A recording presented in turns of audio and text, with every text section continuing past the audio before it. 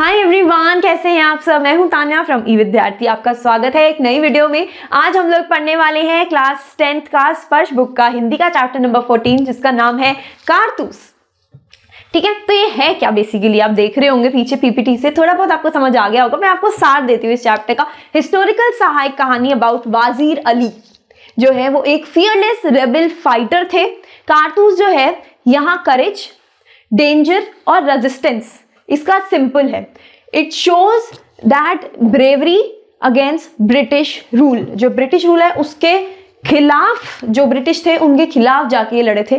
ठीक है, जो डरता नहीं है वो ही अमर रहता है is the moral of the story. ठीक है, हम ये चैप्टर अच्छे से पढ़ेंगे। मैं ये इंग्लिश में आपको थोड़ा इंग्लिश हिंदी में एक्सप्लेन इसलिए कर रही हूँ क्योंकि यही लैंग्वेज है जो आपको समझ आएगी। अगर मैं प्रॉपर हिंदी में बोलूँगी तो आपको कुछ समझ नहीं आएगा। लेकिन अब हम इस चैप्टर को अच्छे से पढ़ेंगे क्योंकि हिंदी समझना वेरी वेरी इंपॉर्टेंट। हम अच्छे से समझेंगे पूरा एक एक लाइन को और अच्छे से चैप्टर पढ़ेंगे। आप डाउनलोड कर सकते हैं videos, books, notes, summary, MCQ solution, sample paper, important question, previous year paper, सब कुछ फ्री में ई विद्यार्थी की वेबसाइट से। ठीक है, वेबसाइट क्या है? www.evidyarthi.in। आपको लिंक नीचे डिस्क्रिप्शन बॉक्स में मिल जाएगा। चलिए चैप्टर को अब स्टार्ट करते हैं। नमस्ते। चलिए आज हम सब मिलकर एक बहुत ही अनोखी, एक जादुई दुनिया की सैर पर चलते हैं। पता है ये दुनिया किसने बनाई है? एक ऐसे कहानीकार ने जिनकी कहानियां दिल को छू जाती हैं। तो हो जाइए तैयार हबीब तनवीर जी की दुनिया में खो जाने के लिए।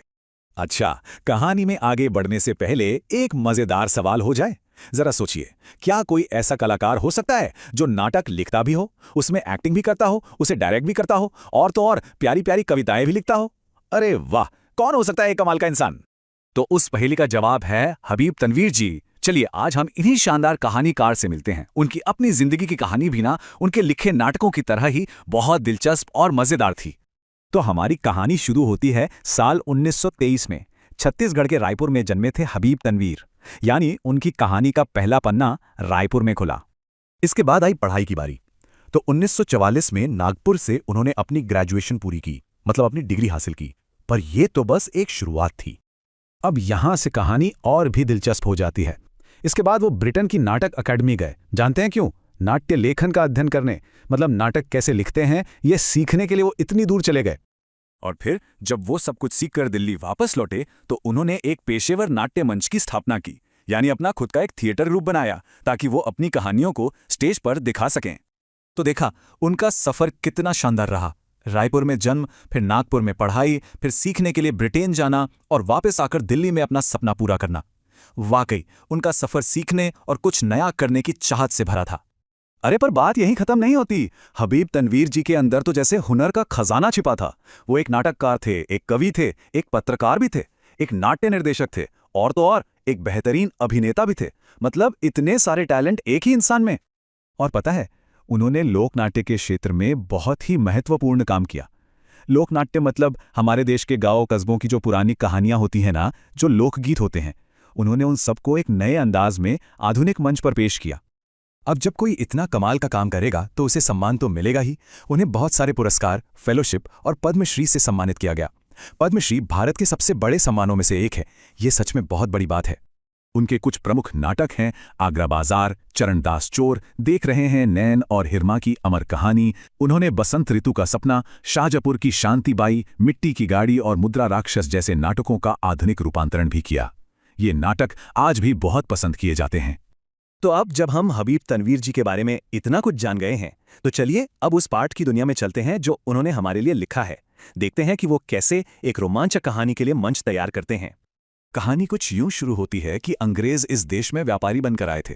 शुरू में तो वो सिर्फ व्यापारी करते रहे, बिल्कुल सीधे साधे व्यापारी लगते थे। पर क्या सच में वो सिर्फ व्यापार करने आए थे? उनके इरादे सिर्फ व्यापार करने के नहीं थे। असल में उनके मन में कुछ और ही चल रहा था। और हुआ भी वही।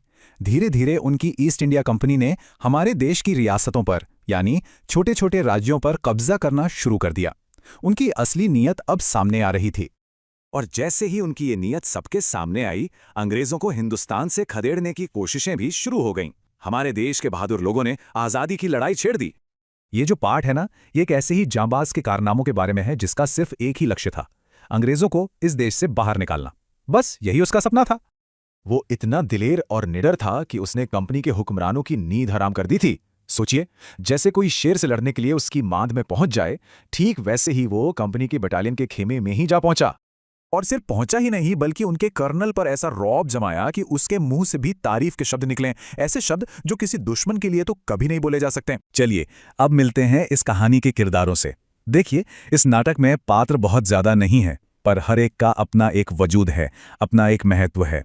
एक तरफ हैं अंग्रेजी हुकूमत के प्रतीक कर्नल कॉलिंस और उनका लेफ्टिनेंट, और दूसरी तरफ है एक सिपाही और एक रहस्यमयी सवार।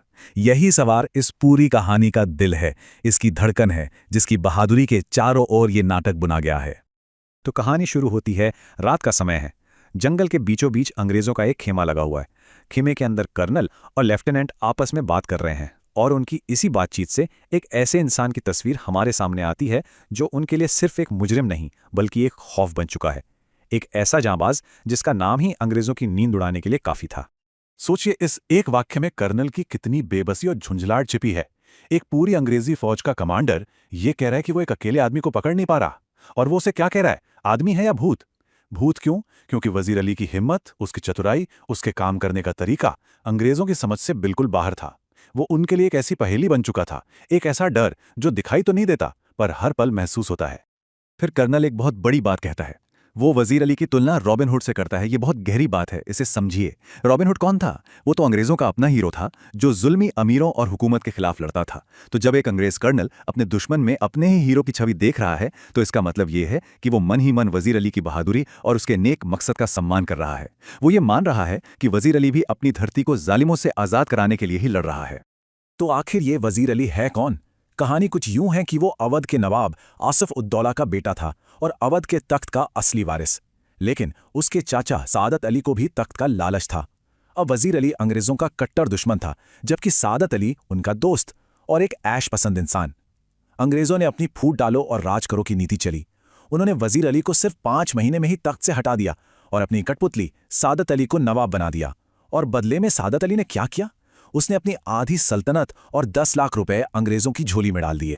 ये एक बहुत ही महत्वपूर्ण संवाद है। इससे पता चलता है कि वजीर अली की सोच कितनी बड़ी और कितनी दूर की थी। उसकी लड़ाई सिर्फ अवध की गद्दी वापस पाने की नहीं थी, नहीं, वो तो पूरे हिंदुस्तान से अंग्रेजों को खदेड़ने का सपना देख रहा था। और इसके लिए वो अफगानिस्तान के बादशाह से मदद मांग रहा था, ताकि एक मजबूत संगठन बनाकर कंपनी राज को जड़ से उखाड़ फेंका जा सके। और हाँ, वजीर अली इस लड़ाई में अकेला नहीं था। कर्नल बताता है कि उस समय पूरे देश में कंपनी के खिलाफ एक लहर दौड़ गई थी। दक्षिण में टीपू सुल्तान धाड़ रहे थे, अवध में वजीर अली की शमशीर चमक रही थी, और बंगाल में नवाब के भाई शमसुद्दौला भी तैयार थे। मतलब ये सब मिलकर अंग्रेजों के खिलाफ एक बहुत बड़े विद्रोह की योजना बना रहे थे। ये कोई छोटी मोटी चिंगारी नहीं थी, ये एक आग थी जो पूरे देश में फैलने वाली थी। इस घटना से हमें वजीर अली के स्वाभिमानी चरित्र का पता चलता है। हुआ ये कि उसे बनारस में नजरबंद कर दिया गया और फिर कलकत्ता बुलाया गया। तो उसने कंपनी के वकील से पूछा कि भाई, मुझे कलकत्ता क्यों बुला रहे हो? उस वकील ने वजीर अली की कोई परवाह नहीं की और उसे बुरा भला कहने लगा। बस वजीर अली के दिल में अंग्रेजों के खिलाफ जो नफरत और अपमान का लावा बरसों से जमा था, वो एक पल में फूट पड़ा और उसने अपने खंजर से उस वकील की कहानी वहीं खत्म कर दी। तो वजीर अली का असली लक्ष्य क्या था? उसका अंतिम मकसद क्या था?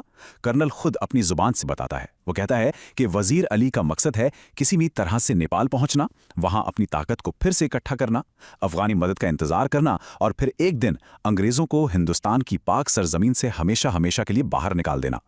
उसका लक्ष्य व्यक्तिगत नहीं बल्कि पूरे राष्ट्र के लिए था।